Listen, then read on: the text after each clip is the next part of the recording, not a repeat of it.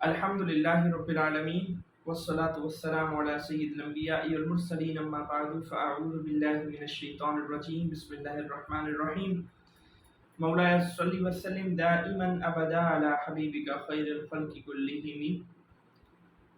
ہمارا رمضان کورس الحمدللہ جاری ہے اور آج رمضان کورس کا تھرڈ ڈے ہے، تیسرا دن ہے، اور آج کا بھی ہم سٹارٹ جو ہے وہ نبی کریم علیہ السلام کی ایک حدیث پاک سے لیتے ہیں۔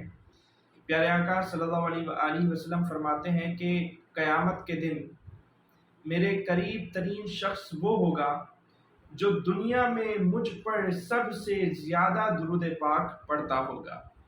تو دیکھیں کتنی پیاری حدیث ہے اور درود پاک کی کتنی پیاری فضیلت ہے کہ نبی کریم علیہ السلام کیا بتا رہے ہیں، کیا فرما رہے ہیں کہ جو دنیا میں مجھ پر سب سے زیادہ درود پڑھے گا وہ قیامت کے دن مجھ سے سب سے زیادہ قریب ہوگا۔ اور یہ کوئی عام بات نہیں ہے، یہ کوئی معمولی بات نہیں ہے۔ نبی کریم علیہ السلام کے قریب ہونا قیامت کا دن بہت جو ہے وہ مشکل دن ہوگا، بہت زیادہ اس دن جو ہے وہ پریشانیاں ہوں گی، سورج سمانیزے پر ہوگا، تانبے کی زمین ہوگی، ہر کوئی اپنی ہی فکر میں لگا ہوا ہوگا، کسی کو کسی کا خیال نہیں ہوگا۔ تو اس وقت اگر کسی کو پیارے آقا صلی اللہ علیہ وسلم کا قرب مل جائے، حضور علیہ السلام کا قرب مل جائے، تو اس کے لیے اس سے بڑی اور کیا بات ہوگی، ٹھیک ہے؟ تو نبی کریم علیہ السلام کا قیامت میں اگر ہم قرب چاہتے ہیں تو ہمیں چاہیے کہ ہم دنیا میں زیادہ سے زیادہ ان پر درود پاک بھیجا کریں، ٹھیک ہے؟ آئیے مل کر پیارے آقا صلی اللہ علیہ وآلہ وسلم کی بارگاہ میں ایک مرتبہ درود پڑھ لیتے ہیں۔ اللہم صلی علی سیدنا و مولانا محمد معدن الجود والکرم و آلہ وبارک وسلم وصلو علیہ۔ اچھا سب سے پہلے تو ہم کل کو تھوڑا دیکھ لیتے ہیں کہ کل جو ہے وہ ہم نے کیا چیزیں جو ہے وہ پڑھی تھی۔ کل ایک تو ہم نے روزے کے بارے میں پڑھا تھا، روزے کی فضیلت اور روزے کی عظمت کے بارے میں ہم نے جو ہے وہ کل سنی تھی باتیں، کہ اللہ تعالیٰ نے جس طرح ہم پر روزے فرض کیے ہیں ویسے اللہ تعالیٰ نے پچھلی امتوں پر بھی فرض کیے تھے۔ اور روزہ فرض کرنے کا مقصد کیا ہے؟ تاکہ ہم تقوی اختیار کریں، تاکہ ہم پرہیزگار بن جائیں، تاکہ ہم متقی بن جائیں، نیک ہو جائیں، تاکہ ہم نیکیوں کے قریب ہو جائیں اور برائیوں سے ہم ہمیشہ بچے رہیں۔ یہ روزے کا جو پرپز ہے، یہ روزے کا مقصد ہے، ٹھیک ہے؟ اس کے علاوہ ہم نے روزے کی فضیلت کے بارے میں بہت ساری احادیث سنی تھی، اور ہم نے یہ بھی جانا تھا کہ انبیاء کرام کا روزے کا کیا سلسلہ تھا، جو ہم سے پہلے کی جو امتیں تھیں یا پہلے کے جو ہم سے پیارے آقا صلی اللہ علیہ وسلم سے پہلے کے جو انبیاء کرام تھے وہ کس طرح روزے رکھتے تھے۔ تو ہم نے ان کے بارے میں بھی سنا تھا کہ حضرت آدم علیہ السلام جیسے کہ مہینے کی 13، 14، 15 کو روزہ رکھتے، حضرت داؤد علیہ السلام ایک دن چھوڑ کے ایک دن روزہ رکھتے، حضرت سلیمان مہینے کے شروع میں 3 دن، مہینے کے آخر میں 3 دن اور مہینے کے مڈ میں جو ہے وہ 3 دن روزہ رکھا کرتے تھے۔ حضرت نوح علیہ السلام جو ہے وہ عید الفطر اور عید الاضحیٰ کے علاوہ جو ہے وہ پوری زندگی آپ نے روزہ رکھا، یعنی ڈیلی روزہ رکھا کرتے تھے۔ اور پھر پیارے آقا صلی اللہ علیہ وسلم کے بارے میں بھی ہم نے جانا تھا کہ پیارے آقا صلی اللہ علیہ وسلم اعلان نبوت سے پہلے جب غار حرا میں جاتے تھے اللہ تعالیٰ کی عبادت کرنے کے لیے، تو وہاں پہ آپ روزہ رکھا کرتے تھے۔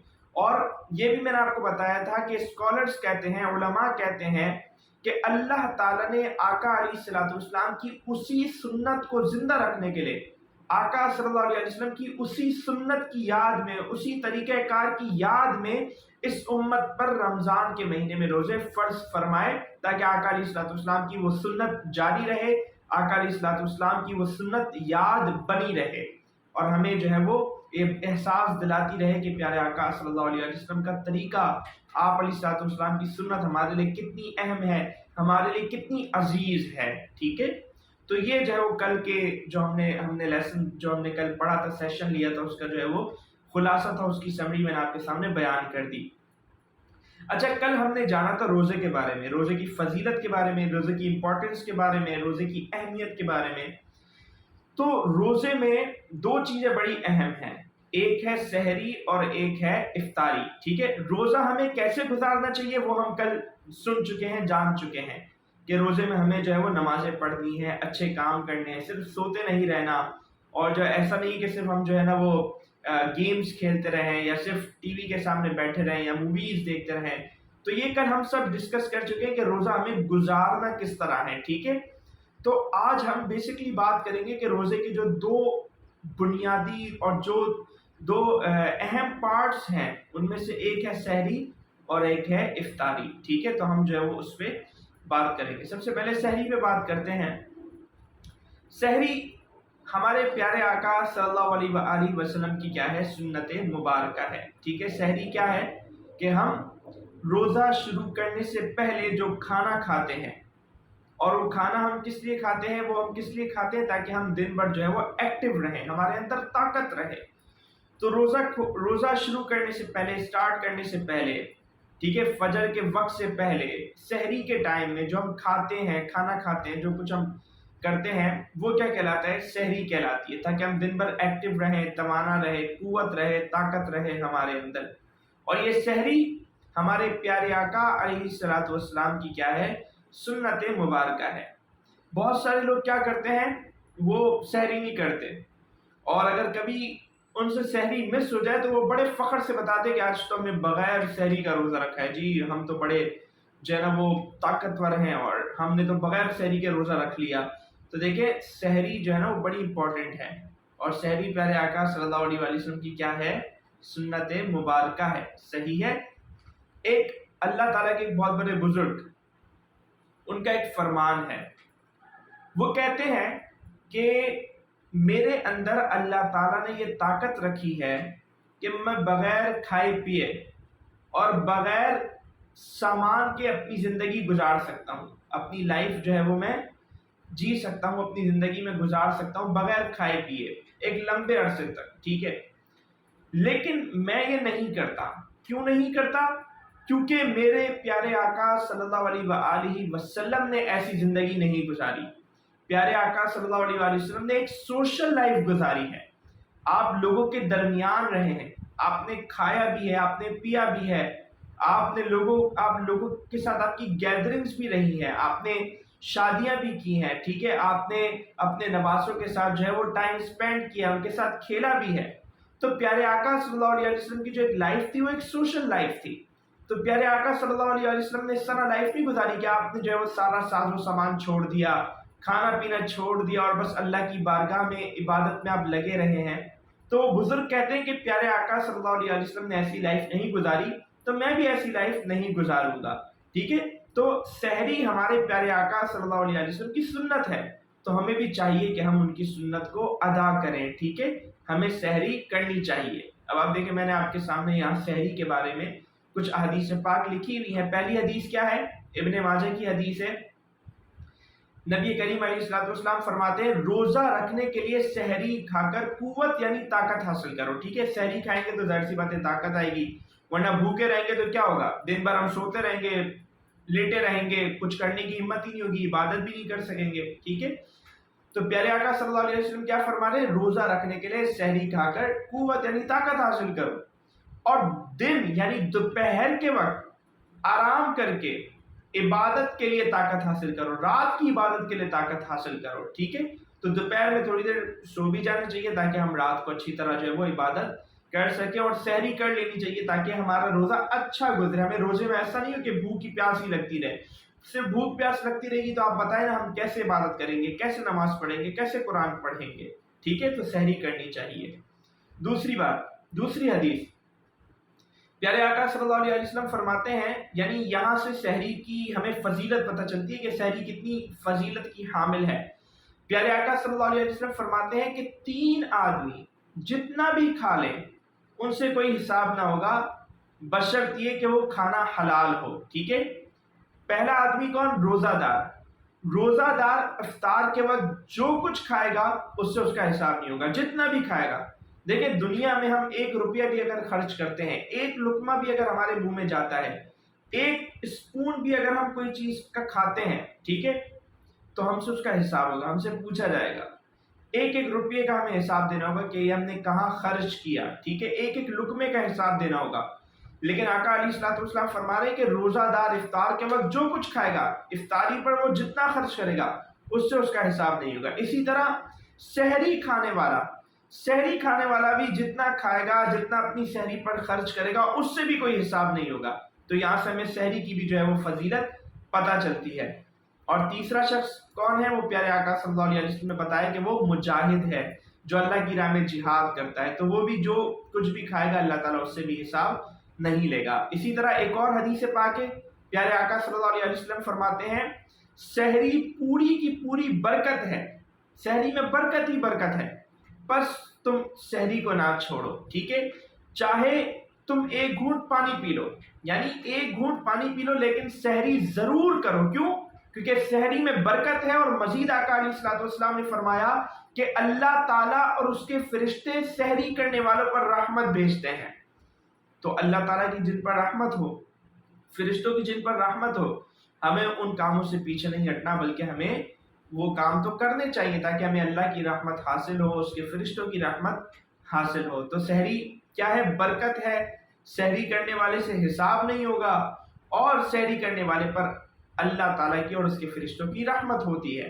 تو دیکھا آپ نے سحری کتنی امپورٹنٹ ہے، کتنی فضیلت والی ہے، کتنی اہمیت کی حامل ہے، تو سحری جو ہے وہ ہمیں نہیں چھوڑنی چاہیے۔ اچھا، اب حضور علیہ الصلوۃ والسلام سحری میں کیا کھایا کرتے تھے؟ یہ بھی ایک جو ہے وہ سوال ہے، انٹرسٹنگ کوسچن ہے کہ ہمارے پیارے آقا صلی اللہ علیہ وسلم ہمیں سحری کے بارے میں بتا رہے ہیں، تو آپ خود کیا سحری میں کھاتے تھے؟ تو حضرت انس بن مالک رضی اللہ تعالیٰ عنہ فرماتے ہیں کہ ایک مرتبہ پیارے آقا صلی اللہ علیہ وآلہ وسلم نے سحری کے وقت مجھ سے فرمایا کہ میرا روزہ رکھنے کا ارادہ ہے، مجھے کچھ کھلاؤ۔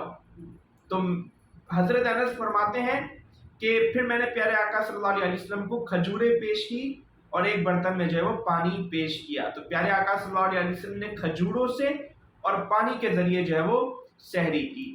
جی، ڈیٹس، بالکل ایگزیکٹلی۔ اور آقا علیہ الصلوۃ والسلام نے یہ بھی بتایا ہے کہ کھجور جو ہے نا، پیارے آقا صلی اللہ علیہ وسلم نے خود بتایا کہ کھجور جو ہے وہ بہترین سحری ہے، ٹھیک ہے؟ مومن کے لیے کھجور بہترین سحری ہے۔ آقا علیہ الصلوۃ والسلام فرماتے ہیں نعم سحور المؤمن التمر، کہ مومن کے لیے کھجور جو ہے وہ کیا ہے؟ بہترین سحری۔ اور آقا علیہ الصلوۃ والسلام خود بھی جو ہے وہ سحری میں کھجور کھایا کرتے تھے۔ تو ہمیں بھی کیا چاہیے کہ ہم سحری میں جو ہے وہ کھجور کھایا کریں، یہ آقا علیہ الصلوۃ والسلام کی سنت مبارکہ ہے، اور آقا علیہ الصلوۃ والسلام نے اس کا ارشاد بھی فرمایا ہے۔ اچھا، اب ایک اور سحری کے بارے میں ایک انٹرسٹنگ بات میں آپ کو بتانے لگا ہوں۔ وہ بات کیا ہے کہ ہم جو سحری کرتے ہیں، ہماری کیا روٹین ہوتی ہے کہ ہم افطاری کرتے ہیں، افطاری کے بعد ہم مغرب کی نماز پڑھتے ہیں، پھر ہم جو ہے وہ تراویح پڑھتے ہیں، عشاء کی نماز، تراویح پڑھتے ہیں، اور پھر ہم سو جاتے ہیں۔ پھر ہم سو کے اٹھتے ہیں فجر کا ٹائم شروع ہونے سے پہلے، یعنی سحری کا وقت ختم ہونے سے پہلے 1 گھنٹہ پہلے، پونا گھنٹہ پہلے، ہاف این آور پہلے ہم اٹھتے ہیں، اور ہم کیا کرتے ہیں؟ سحری کھاتے ہیں، فجر کا وقت شروع ہو جاتا ہے، فجر پڑھتے ہیں، اور پھر ہم سو جاتے ہیں۔ تو ہماری نارمل پریکٹس یہی ہوتی ہے، ہماری نارمل روٹین یہی ہوتی ہے۔ لیکن اسٹارٹنگ میں، بگننگ میں کیا تھا کہ اگر کوئی شخص سو جائے تو پھر اس کے بعد وہ سحری نہیں کر سکتا تھا۔ فار ایگزامپل، کسی نے افطاری کی، مغرب کی نماز پڑھی، عشاء کی نماز پڑھی، اور تراویح پڑھی، اور اس کے بعد وہ سو گیا، تو اب جو ہے وہ اٹھ کر سحری نہیں کر سکتا تھا۔ یہ رول تھا، یعنی آپ یوں سمجھیں کہ سحری کا وقت کب ختم ہوتا ہے؟ ہم جو سحری کا وقت کب ختم کرتے ہیں؟ فجر کا وقت جب شروع ہوتا ہے، ہماری سحری کا وقت تب ختم ہوتا ہے۔ لیکن اسٹارٹنگ میں پیارے آقا صلی اللہ علیہ وآلہ وسلم کے زمانے میں جب اسٹارٹنگ میں روزہ فرض ہوا، تو اس وقت سحری کا ٹائم پتہ ہے کب ختم ہوتا تھا؟ اس وقت سحری کا ٹائم یوں ختم ہوتا تھا کہ مغرب کے بعد اگر آپ سو گئے تو آپ کی سحری کا وقت ختم۔ مغرب کے بعد آپ جو کچھ کھا سکتے ہو کھا لو، ٹھیک ہے؟ وہی آپ کی افطاری ہے، یا پھر جو آپ نے رات کا کھانا کھا لیا۔ اگر مغرب کے بعد آپ کسی بھی ٹائم پہ سو گئے، فار ایگزامپل آپ عشاء سے پہلے سو گئے، ٹھیک ہے، پھر آپ نے اٹھ کر عشاء پڑھی، تراویح پڑھی، تو اب بھی آپ کچھ نہیں کھا سکتے تھے، یہ سحری کا وقت ختم ہو جاتا تھا۔ مغرب کے بعد اگر آپ کسی بھی وقت سو گئے تو سحری کا وقت آپ کے لیے ختم۔ تو پہلے یہ ہوتا تھا، لیکن پھر کیا ہوا؟ ایک مرتبہ پیارے آقا صلی اللہ علیہ وسلم کے ایک صحابی جو کہ بہت ہارڈ ورکر تھے، ان کا بہت محنت والا کام تھا، تو ایک مرتبہ کیا ہوا کہ وہ کام کاج سے تھک کر جو ہے وہ گھر آئے، اور روزہ انہوں نے افطار کیا، اور اس کے بعد وہ سو گئے، مطلب ہلکا پھلکا انہوں نے روزہ افطار کیا ہوگا، پھر وہ کیا ہو گئے؟ آرام کرنے لگ گئے، یا پھر روزے سے پہلے وہ جو ہے وہ سو گئے۔ تو وہ جو تھے وہ بڑے ہارڈ ورکر تھے۔ پیارے آقا صلی اللہ علیہ وسلم کے ایک جو صحابی تھے وہ بہت زیادہ ہارڈ ورکر تھے, ان کا بہت زیادہ محنت کا کام تھا. تو ایک مرتبہ ان کے ساتھ یہی ہوا کہ وہ مغرب کے بعد سو گئے, ٹھیک ہے, مغرب کے بعد وہ سو گئے. اب جب اٹھے تو سحری تو وہ کر نہیں سکتے تھے, تو سحری کیے بغیر ہی انہوں نے اگلے دن کا روزہ رکھ لیا. اب جب انہوں نے نیکسٹ ڈے کا روزہ رکھ لیا تو اگلے دن وہ بے ہوش ہو گئے, کیونکہ کچھ کھایا پیا ہوا تو تھا نہیں خاص, تو وہ جو ہو گئے بے ہوش ہو گئے. تو پھر اللہ تعالیٰ نے قرآن پاک میں جو ہے وہ آیت نازل فرما دی, کلو واشربو, اور پھر آگے حتی یتبین لکم الخیط الابیض من الخیط الاسود من الفجر, یہ اللہ تعالیٰ نے جو پوری آیت نازل فرمائی. تو اس سے جو ہے وہ سحری کا ٹائم بڑھ گیا اور مسلمانوں کو جو ہے وہ اجازت مل گئی کہ وہ فجر کا وقت شروع ہونے سے پہلے پہلے سحری کر سکتے ہیں. تو یہ اللہ تعالیٰ کی جو ہے وہ اللہ تعالیٰ کی طرف سے ایک رحمت, ایک نعمت اور ایک آسانی جو ہے وہ مسلمانوں کو سحری کے وقت میں مل گئی. اچھا جی, تو یہ سحری کے بارے میں ایک انٹرسٹنگ بات تھی جو میں نے سوچا آپ سے شیئر کی جائے. اچھا, اب ایک سوال یہ ہے, ایک کوشچن یہ ہے کہ کیا روزے کے لیے سحری کرنا شرط ہے؟ ٹھیک ہے, جس نے سحری کی کیا اسی کا روزہ ہوگا؟ تو دیکھیں ایسا نہیں ہے.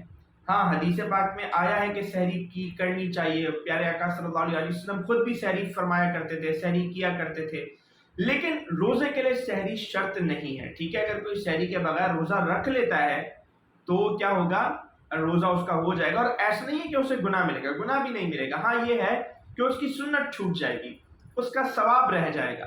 ٹھیک ہے, تو روزے کے لیے سحری شرط نہیں ہے اور نہ ہی سحری چھوڑنا گناہ ہے, لیکن کیا ہے, ثواب سے محرومی ہے اور ایک سنت جو ہے وہ اس کی چھوٹ جائے گی. تو ہمیں چاہیے کہ ہم سحری کیا کریں. صحیح ہے, تو یہ سحری کے بارے میں نے آپ کو ڈیٹیل میں باتیں بتا دی. اب ہم چلتے ہیں آگے کی طرف افطاری کے بارے میں. ٹھیک ہے, افطاری کا وقت وہ ہوتا ہے جس کا ہم سب انتظار کر رہے ہوتے ہیں. ٹھیک ہے, اور ہم سب کا جو ہے وہ موسٹ فیوریٹ ٹائم, ٹھیک ہے, موسٹ اویٹنگ مومنٹ ہمارا ہوتا ہے افطاری کا وقت. ٹھیک ہے, اور بہت ساری ڈشز بھی ہوتی ہیں ہمارے سامنے.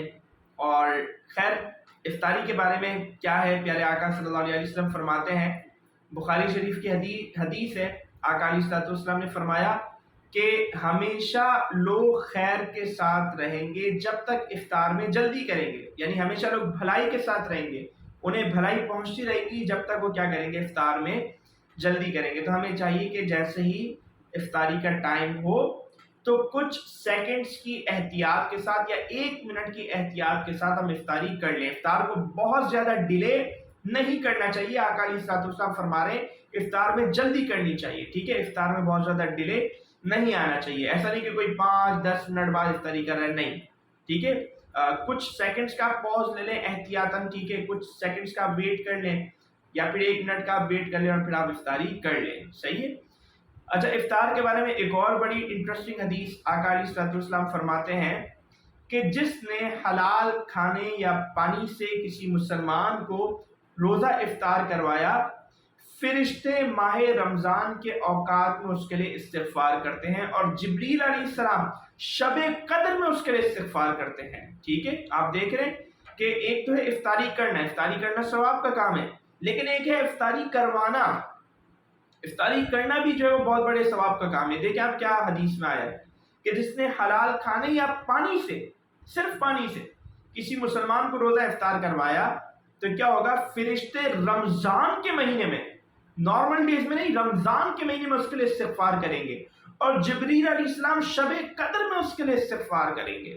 تو ہمیں چاہیے کہ ہم ایسے لوگوں کو جو ہے وہ سحری کروایا بھی کریں. ٹھیک ہے, اور اس میں کیا بولتے ہیں آپ, ایسے لوگوں کو جن کو آپ سمجھتے ہیں کہ انہیں افطاری کروانی چاہیے. ٹھیک ہے, کچھ لوگ ایسے ہوتے ہیں جو افطاری اچھی افورڈ نہیں کر سکتے, تو ہم انہیں اچھی افطاری کروا سکتے ہیں, یا پھر ہم اپنے ہی فرینڈ سرکل میں ایک افطار پارٹی کا بھی جو ہے وہ ارینج کر سکتے ہیں, انہیں بھی ہم افطار کروا سکتے ہیں. ٹھیک ہے, اور کیا بولتے ہیں اگر کوئی ہمیں افطاری کی دعوت دے تو اسے بھی ہم اٹینڈ کر سکتے ہیں اور کرنی چاہیے. اچھا جی, میں نے فرسٹ ڈے, آپ لوگ نہیں تھے, شاغل تھے, تو اس وقت میں نے ایک حدیث سنائی تھی, پیارے آقا صلی اللہ علیہ وسلم کی حدیث پاک ہے کہ جو شخص کسی مسلمان کو, کسی روزے دار کو افطاری کروائے گا تو اس افطاری کرانے والے کو بھی اس روزے دار کے برابر ثواب ملے گا.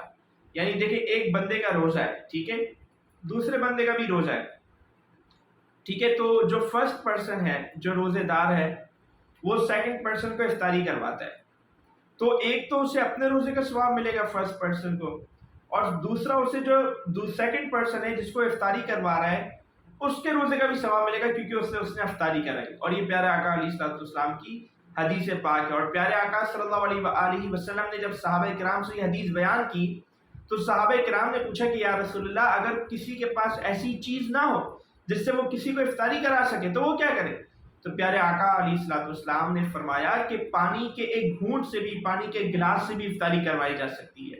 افطاری کے لیے ضروری نہیں ہے کہ آپ بڑے بڑے دسترخوان بچھائیں، بڑی بڑی ڈشز، آپ اچھی اچھی ڈشز رکھیں. نہیں، آپ نے کسی کو دیکھا کہ افطار کا ٹائم ہے، آپ نے اسے پانی کی بوتل دے دی، واٹر بوتل دے دی، آپ نے اسے جوس دے دیا، آپ نے اسے ایک کھجور دے دی، تو یہ بھی کیا ہے، افطاری کروانے کا آپ کو ثواب ملے گا.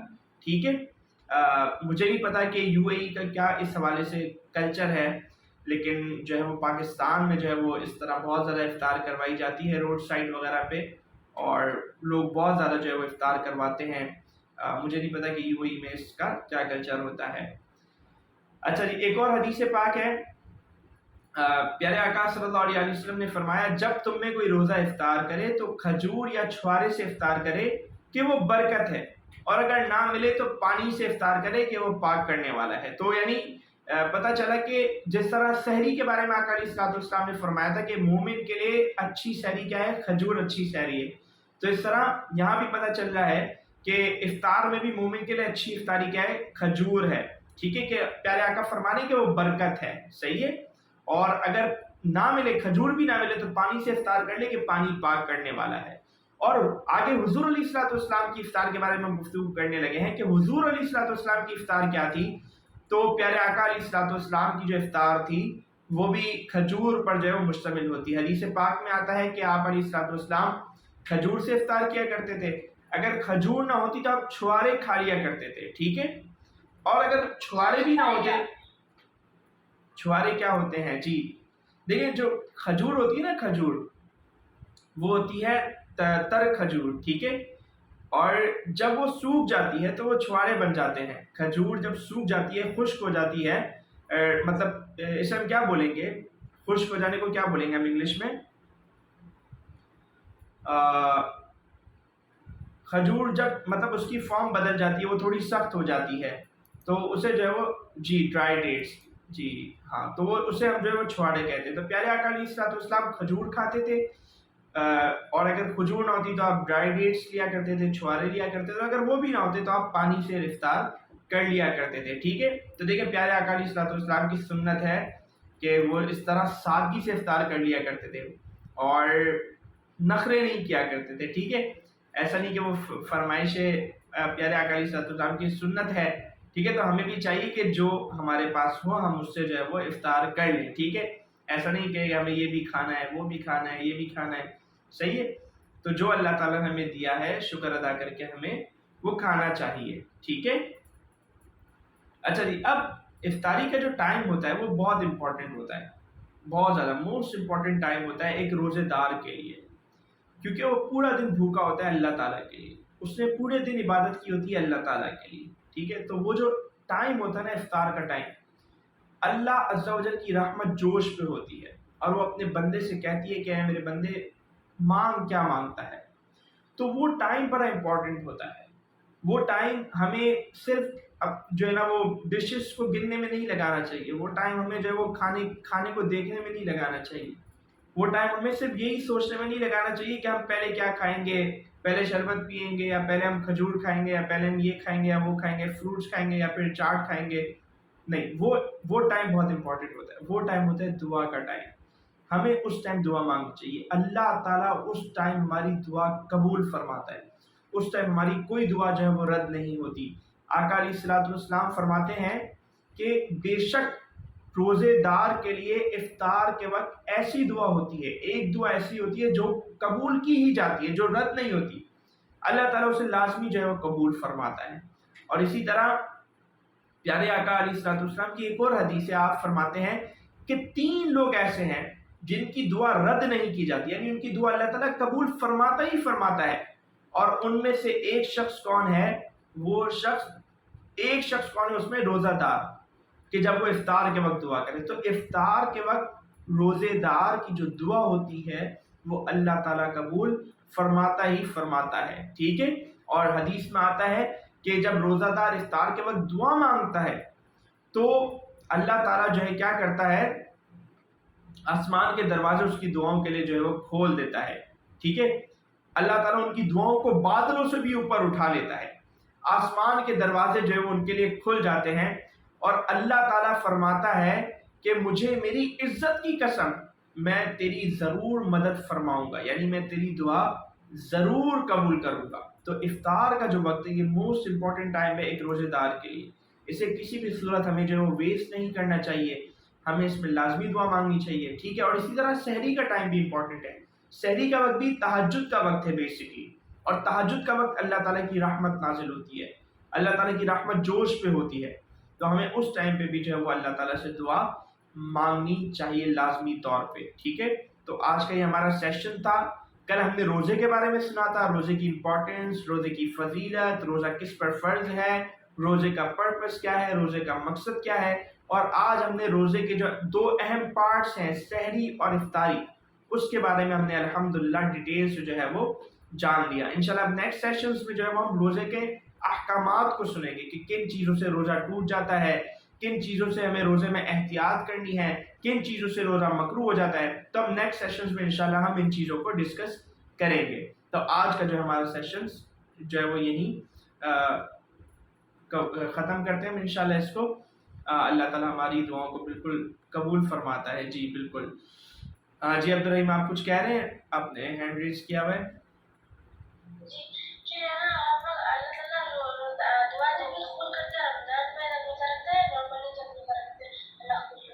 جی نارملی جب ہم روزہ رکھتے ہیں تب بھی اللہ تعالیٰ ہماری دعائیں قبول کرتا ہے۔ افطار کا وقت اللہ ہمارے لیے بہت امپورٹنٹ ہوتا ہے، افطار کے وقت ہم پورے دن اللہ کے لیے بھوکے رہے ہوتے ہیں، پورے دن اللہ کی عبادت کر رہے ہوتے ہیں، تو اللہ تعالیٰ ہمارے بہت زیادہ جو ہے وہ اس ٹائم پہ ہماری دعاؤں قبول کرتا ہے۔ لیکن رمضان کا مہینہ، رمضان کی تو ہر گھڑی، رمضان کا تو ایک سیکنڈ بہت قیمتی ہے، رمضان کا تو پورا مہینہ ہی قیمتی ہے، تو اس میں جو ہے وہ اور زیادہ جو ہے وہ مواقع ہو جاتے ہیں، اور زیادہ اپارچونیٹیز ہمارے سامنے آ جاتی ہیں، ٹھیک ہے۔ اللہ مطلب ہماری دعاؤں کے قبول ہونے کے چانسز اور زیادہ بڑھ جاتے ہیں، اور رمضان میں افطار کے وقت اللہ تعالیٰ کئی لوگوں کو، کئی ہزار لوگوں کو جہنم سے جو ہے وہ آزاد فرماتا ہے، ٹھیک ہے۔ تو یہ بھی اس لیے بھی امپورٹنٹ وقت ہے افطار کا وقت کہ رمضان میں افطار کے وقت اللہ تعالیٰ ڈیلی رمضان میں افطار کے وقت اللہ تعالیٰ کئی ہزار لاکھ لوگوں کو جو ہے وہ جہنم سے آزاد فرماتا ہے، ٹھیک ہے۔ تو ہمیں بھی اس وقت دعا مانگنی چاہیے کہ اللہ تعالیٰ ہم جہنم سے تیری پناہ مانگتے ہیں۔ میں نے فرسٹ ڈے جو ہے وہ 4 چیزیں بیان کی تھی۔ پیارے آقا صلی اللہ علیہ وسلم فرماتے ہیں کہ مومن کو رمضان میں 4 چیزیں ضرور کرنی چاہیے۔ پہلی چیز کلمہ طیبہ کا ورد کرنا چاہیے، لا الہ الا اللہ محمد رسول اللہ، یہ پڑھتے رہنا چاہیے رمضان میں۔ دوسری چیز استغفار کا ورد کرنا چاہیے مومن کو رمضان میں، استغفر اللہ ربی من کل ذنب واتوب الیہ، ان 2 چیزوں کا کثرت سے ورد کرنا چاہیے۔ اور تیسری چیز مومن کو دعا مانگنی چاہیے رمضان میں بہت زیادہ کہ یا اللہ مجھے جنت عطا فرما، جنت کے لیے دعا مانگنی چاہیے۔ اور چوتھی چیز مومن کو رمضان میں بہت زیادہ کیا کرنا چاہیے، جہنم سے پناہ مانگنی چاہیے کہ یا اللہ ہمیں جہنم سے بچا، ہمیں جہنم سے بچا، ہمیں جہنم سے بچا، ہمیں جنت عطا فرما، ہمیں جنت عطا فرما، ہمیں جنت عطا فرما، آمین، ٹھیک ہے۔ تو رمضان میں 4 چیزیں رسول اللہ صلی اللہ علیہ وسلم کی حدیث ہے، جو فرسٹ میرا جو سیشن تھا اس میں نے آپ کو بتایا، اس کا میں نے بتایا تھا پورا، اس میں رسول اللہ علیہ السلام کا جو پورا خطبہ جو تھا رمضان سے ریلیٹڈ، جو پیارے آقا علیہ السلام کی پوری ویلکم اسپیچ تھی نا، وہ میں نے بتائی تھی فرسٹ سیشن میں، تو اس میں ساری چیزیں میں نے ڈسکس کی تھی، تو میں نے ایک مرتبہ پھر اس کو دہرا دیا تاکہ آپ لوگوں کو بھی پتہ چل جائے۔ تو ہمیں پیارے آقا علیہ السلام نے کیا بتایا کہ رمضان میں ان چیزوں کی کثرت کرنی چاہیے، دعائیں مانگنی چاہیے، جہنم سے آزادی کی، جنت کی، اور استغفر اللہ کا ورد کرنا چاہیے، اور کلمہ طیبہ کا ورد کرنا چاہیے، ٹھیک ہے۔ تو یہ ہمارا آج کا سیشن تھا، انشاءاللہ کل ہم اسے کنٹینیو کریں گے، آگے لے کے چلیں گے انشاءاللہ۔ اور کوئی اور آپ کا کوئی سوال ہو، سمجھ آ گئی ساری باتیں آپ سب کو؟ جی چلے ماشاءاللہ۔ جی شاگل آپ کو بھی آئی؟ چلیں جی ماشاءاللہ، ٹھیک ہے، گریٹ، اوکے، چلیں انشاءاللہ پھر ہم اس کو یہیں اسٹاپ کرتے ہیں۔ جزاک اللہ، اللہ حافظ، السلام علیکم ورحمۃ اللہ وبرکاتہ۔ وعلیکم السلام ورحمۃ اللہ وبرکاتہ۔